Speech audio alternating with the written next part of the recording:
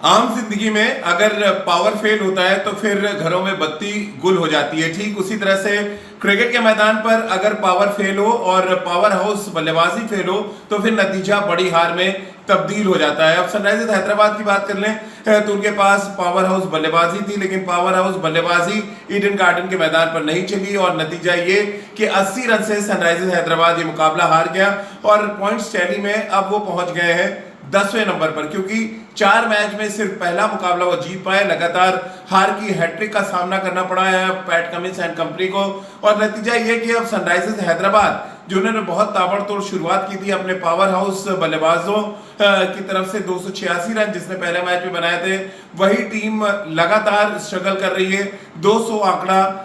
को टच करने में और इसी वजह से लगातार सनराइजर्स हैदराबाद को हार का सामना करना पड़ रहा है। अब इस मैच को सिलसिलेवार तरीके से अगर हम एनालिसिस करें तो एक बात जो आपके सामने आएगी और हम सबके सामने भी आई वो ये थी कि कोलकाता नाइट राइडर्स ने कहीं पर भी इस मैच को छोड़ा नहीं और शायद सबसे बड़ी हाईलाइट भी इस मैच की यही थी क्योंकि टॉस सनराइजर्स हैदराबाद ने जीता था, पहले गेंदबाजी करने का उन्होंने फैसला किया और ये फैसला सही भी साबित होता नजर आया जब 3 ओवर में 2 विकेट खो दिए कोलकाता नाइट राइडर्स ने। पहले सुनील नारायण आउट हुए,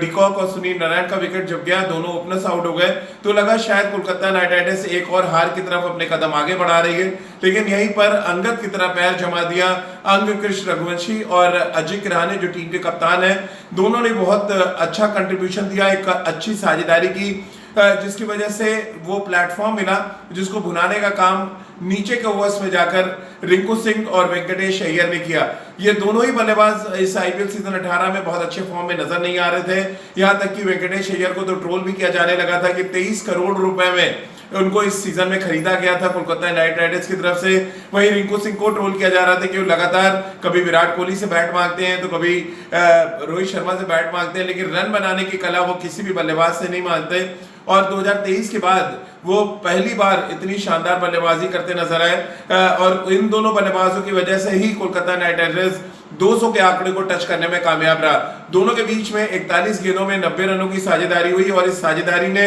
इस बात को तय किया कि जो दबाव शुरुआत के 6 ओवर में सनराइजर्स हैदराबाद ने कोलकाता के ऊपर डाला था वही दबाव अंतिम के 6 ओवर में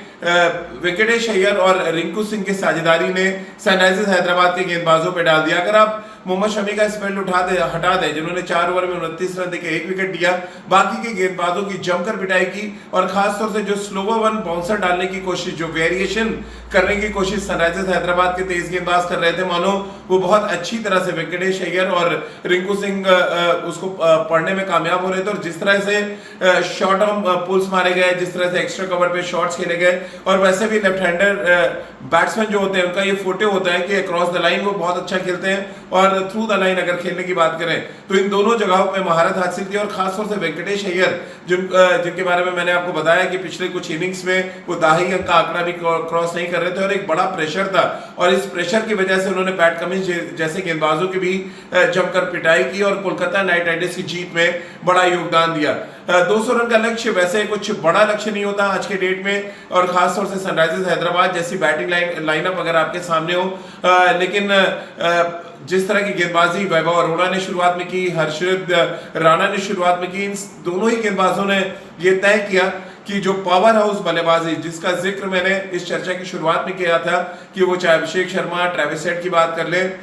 ईशान किशन हो और नीतीश रेड्डी के साथ साथ क्लासन, ये सभी बल्लेबाज बहुत धुआंधार बल्लेबाजी करते हैं और उनका स्ट्राइक रेट 150 के ऊपर ही रहता है। लेकिन इस मैच में शुरुआत में पहली गेंद पर जिस तरह से चौका लगाया ट्रेविस हेड ने, उन्होंने संकेत तो दिए कि वो अपने पुराने अंदाज में ही बल्लेबाजी करेंगे, लेकिन शायद सनराइजर्स हैदराबाद के बल्लेबाजों को अब सीखने की जरूरत है क्योंकि अगर आप एक ही गेंद में बल्लेबाजी करते रहेंगे तो फिर आपको लगातार इसी तरह की बड़ी हार का सामना करना पड़ेगा। और देखिए आप अपने ओपोनेंट को थोड़ा सा समझने की भी जरूरत है, उनके गेंदबाजों को भी समझने की जरूरत है क्योंकि अच्छा होमवर्क करके मैदान पर उतरे थे ड्वेन ब्रेवो जो उनके बॉलिंग कोच हैं, उन्होंने बहुत अच्छी तरीके से अपने गेंदबाजों को समझाया था कि लेफ्ट हैंडेड बल्लेबाजों के खिलाफ किस तरह की गेंदबाजी करनी है और टॉप 4 में अगर 3 लेफ्ट हैंडर हैं, अभिषेक शर्मा, ट्रेविस हेड और उनके साथ ईशान किशन जिन्होंने पहले मैच में तो धमाल किया लेकिन अगले 3 मैचों में उनके बैट से ना तो रन आए और ना ही वो टीम के लिए कोई बड़ा योगदान दे पाए। जिस लेंथ में वैभव राणा ने वैभव और राणा ने गेंदबाजी की, वो बहुत कमाल की लेंथ थी। खासतौर से जिस तरह का एज अभिषेक शर्मा का स्लिप में पकड़ा गया, आमतौर पे T20 फॉर्मेट में हम इस तरह के डिसमिसल्स नहीं देखते, लेकिन क्योंकि आप सही लाइन और लेंथ में गेंदबाजी कर रहे थे तो उसका फायदा कोलकाता नाइट राइडर्स के गेंदबाजों को मिला। इनको अच्छा साथ दिया। आंद्रे रसेल ने भी बहुत अच्छी गेंदबाजी की। पहली बार इस सीजन में वो गेंदबाजी करते नजर आए, उनको 2 विकेट भी मिले इस मैच में। और मिडिल ऑर्डर या लोअर मिडिल ऑर्डर को एक बार फिर क्लीन करने का काम, यानी साफ करने का काम किया वरुण चक्रवर्ती ने। तो ओवरऑल कोलकाता नाइट राइडर्स के कप्तान अजिंक्य रहाणे और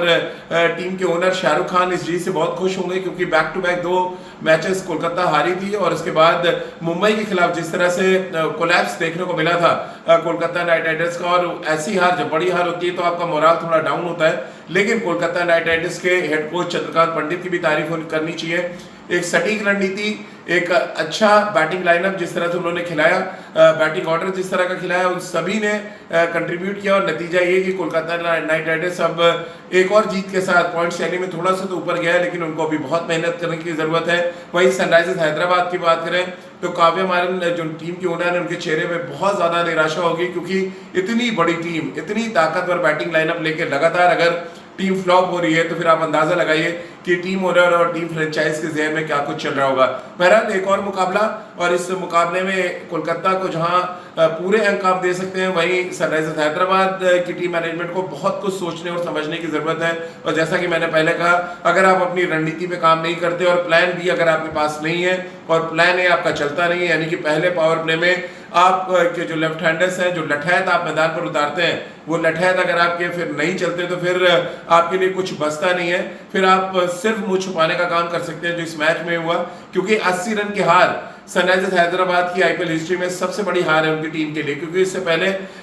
इतनी बड़ी हार उनको नहीं मिली थी रन चेज करते हुए। 80 रन का डिफरेंस बहुत बड़ा होता है, और जब अंत में नेट रन रेट का मामला फंसेगा, जब ये टूर्नामेंट आ गया, तो ये जो हार है वो सनराइजर्स हैदराबाद को बहुत सालने वाली है। तो कुल मिलाकर एक और दिलचस्प मुकाबला हो सकता था, जो नहीं हुआ। वन साइडेड मुकाबला पूरी तरह से रहा, जहां पे कोलकाता नाइट राइडर्स ने खेल के तीनों डिपार्टमेंट में सनराइजर्स हैदराबाद को चित करने का काम किया।